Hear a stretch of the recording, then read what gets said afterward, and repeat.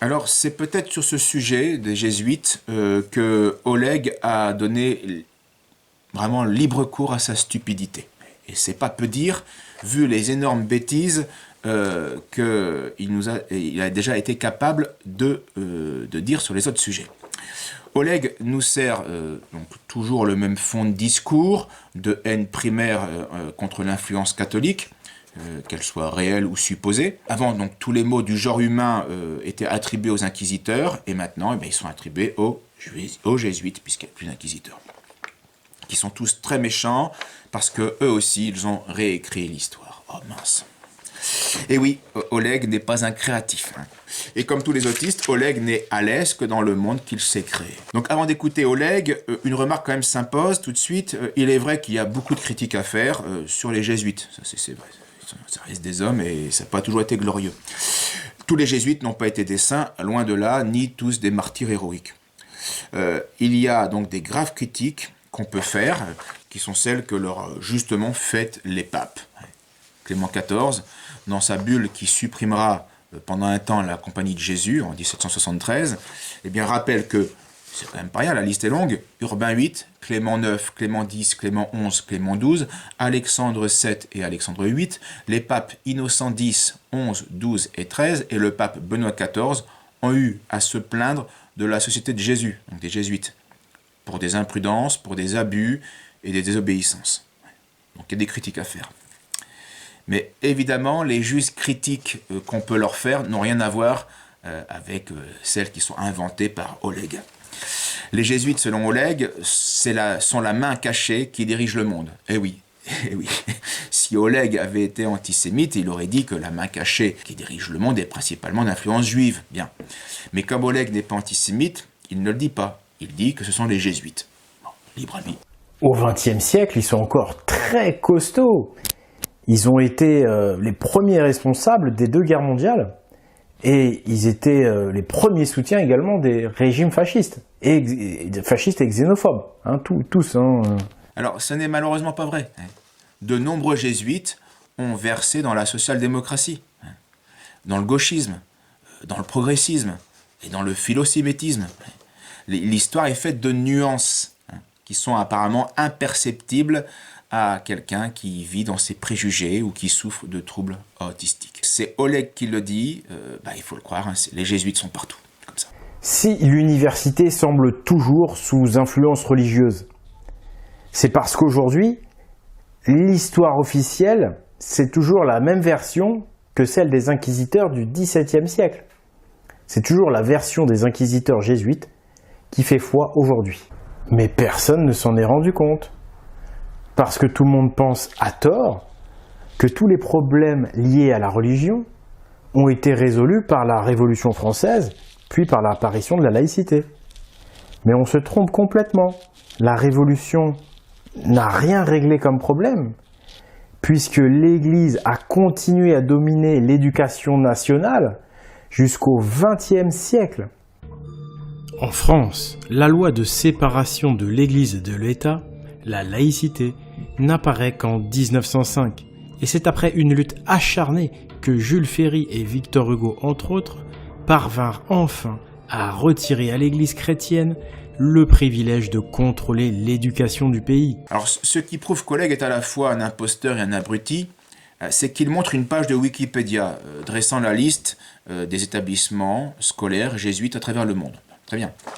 Mais cette liste commence bien sûr à partir du XVIe siècle, création des jésuites, mais c'est une grande partie de ces établissements, qui ont tous été fondés par les jésuites, sont aujourd'hui ou fermés, ou n'existent plus, ou ne sont même plus dirigés par des jésuites. Donc son argument tombe à l'eau. Puis c'est pas parce qu'il y a 70 écoles que dans la masse du monde, ça n'a plus l'influence que ça avait au XVIe siècle.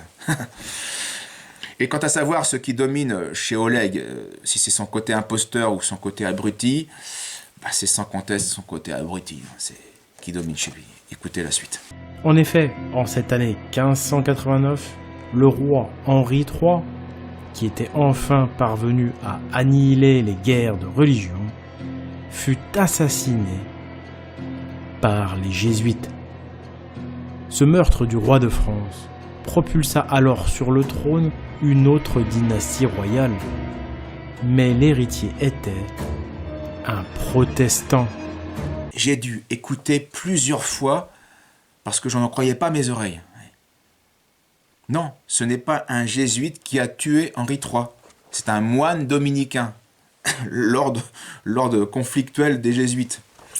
Et d'ailleurs, les deux gravures qu'il utilise pour illustrer ces âneries montrent bien, quant à elles, l'habit religieux, en tout cas pas celui des jésuites, plutôt l'habit dominicain, très clairement, et qui n'a rien à voir avec l'habit des jésuites.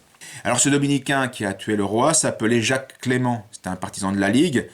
Il va tuer le roi Henri III en 1589, parce qu'à ses yeux, il est devenu l'ennemi déclaré du catholicisme depuis l'assassinat, parce que le roi a organisé l'assassinat du duc Henri de Guise, qui était un des chefs de la Ligue, et qui va être assassiné sur ordre du roi, chez le roi, en présence du roi. Donc c'est en effet Henri III qui a convoqué traîtreusement dans son château de Blois afin de supprimer le duc de Guise. Donc il venge cet acte, ce moine dominicain. Voilà. Ensuite, je croyais qu'après cet épisode d'Oleg, Oleg ne pouvait plus nous surprendre. Ben si, je me trompais.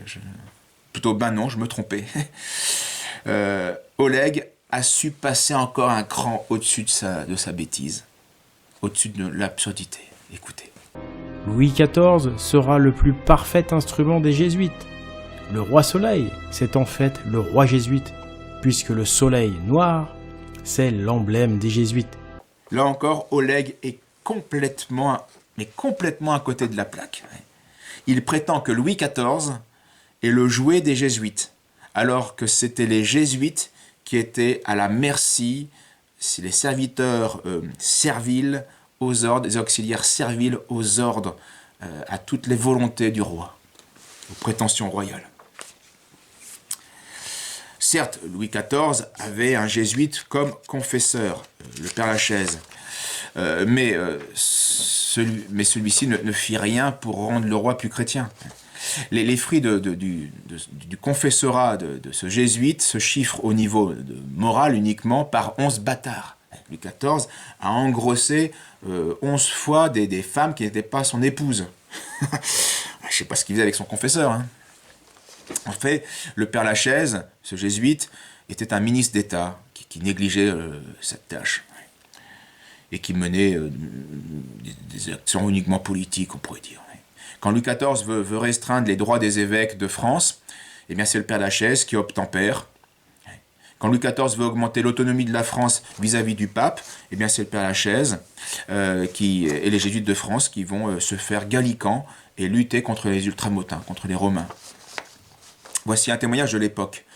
C'est le père Jean Serle qui écrit au pape le 7 janvier 1681 à propos de l'affaire de la Régale, donc un impôt royal abusif.